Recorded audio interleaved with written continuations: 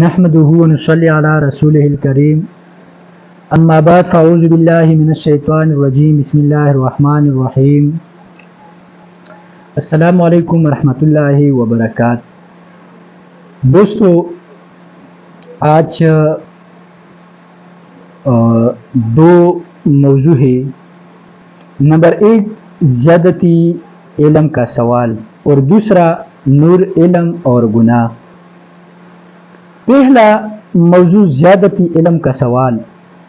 حق تعالی رسول اللہ صلی اللہ علیہ وسلم کو فرماتے ہیں کہ اگرچہ آپ کے باطن میں میرے دیے ہوئے علوم بہت ہے، لیکن پھر بھی آپ سے کہتا ہوں کہ مجھ سے دعا کرتے رہا کرو، درخواست کرتے رہا کرو کہ اے رب مجھ کو علم میں زیادتی عطا فرماتے رہے۔ اس سے اندازہ کیجئے کہ جہاں نفذ علم مطلوب ہے وہ اس نور عالم میں زیادتی بھی مطلوب ہے۔ اس آیت سے اور زیادہ علم کی مدح ثابت ہو گئی، کیونکہ زیادتی ایسی چیز کی مطلوب ہوتی ہے جو مدح کے قابل ہوتی ہے۔ دوسرا موضوع نور علم اور گناہ۔ امام شافعی رحمۃ اللہ علیہ فرماتے ہیں کہ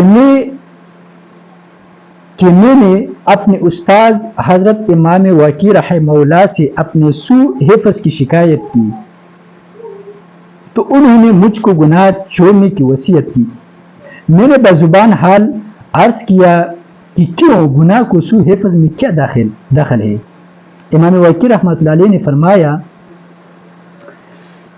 کہ علم اللہ تعالیٰ کا نور ہے اور اللہ کا نور گناہگار کو نہیں ملتا۔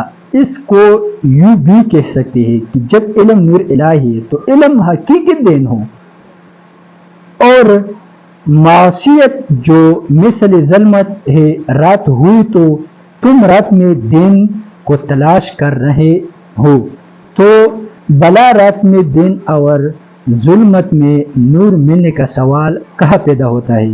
اللہ تعالی ہمیں نور علم عطا فرمائے، آمین والسلام۔